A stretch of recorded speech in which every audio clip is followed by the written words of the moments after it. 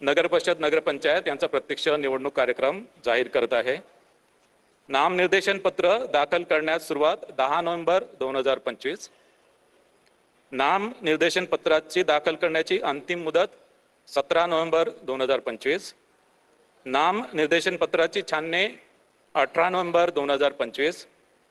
Appeal नसलेल्या ठिकाणी नामनिर्देशन पत्र माघारी घेण्याची अंतिम मुदत 21 नोव्हेंबर 2025। अपील असलेल्या ठिकाणी नामनिर्देशन पत्र माघारीची अंतिम मुदत 25 नोव्हेंबर 2025।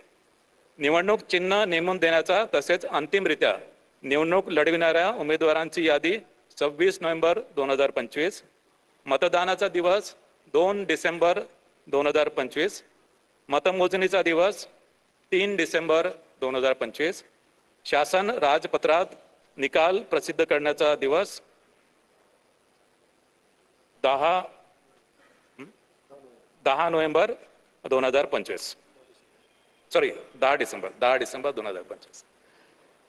तर या अनुषंगाने नगर परिषद नगरपंचायतीच्या निवडणुका या स्वच्छ, पारदर्शक, निर्भय आणि कायदा व नियमाच्या चौकटीत करण्याची संपूर्ण दक्षता राज्य निवडणूक आयोगाने घेतलेली आहे। एक करून विचारा। वोटरची कट ऑफ डेट 1 जुलै 2025। मोठ्या प्रमाणात फक्त सत्ताधारी पक्ष सोडले तर सगळे सर्वपक्षीय पक्षांचा विरोध असताना मतदान घेण्यासाठी एवढी घाई का? जोपर्यंत पारदर्शकता येत नाही, मतदार याद्यामध्ये दुबार मतदार आहेत, तिबार मतदार आहेत, एका ठिकाणी एका घरामध्ये 40-45 लोकांनी मतदान केलंय, असं असताना मग घाई का मतदान घेण्याची?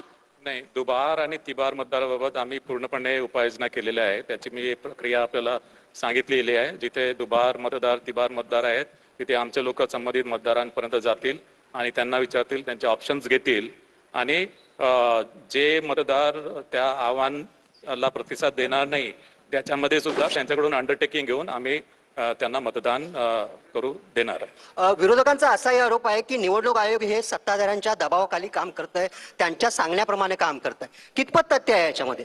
नाही, हे चुकीचं आहे। असं निवडणूक आयोग कोणाच्याही दबावाखाली काम करत नाही। एक मिनिट, विरोधकांनी काही आक्षेप घेतलेत की एका घरामध्ये 40 पेक्षा जास्त मतदार नोंदले गेलेले आहेत, चुकीचे पत्ते आहेत, तर त्या संदर्भात तुम्ही काय उपाययोजना करणार आहात? ती दुरुस्ती करण्यासंदर्भात काय पावलं? नाही, हे बघा, ऍक्च्युली आम्हाला यादी जी आहे, मतदार यादी, ही actually election commission of India कडून मिळते। या यादीमध्ये आम्हाला दुबार तिबार मतदाराबाबत आम्हाला ऍक्च्युली कार्यवाही करता येतो, जी आम्ही केलेली आहे। सेकंडली, याच्यामध्ये काही क्लरिकल मिस्टेक्स असतील त्या सुद्धा आम्ही दुरुस्त करतोय, केलेल्या आहेत।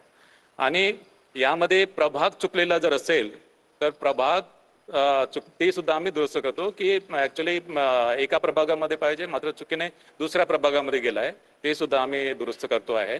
आणि विधानसभेच्या मतदार यादीमध्ये नाव आहे पण या मतदार यादीमध्ये नाव नाहीये, ती सुद्धा आम्ही नाव त्यामध्ये इन्कॉर्पोरेट करतो आहे। काही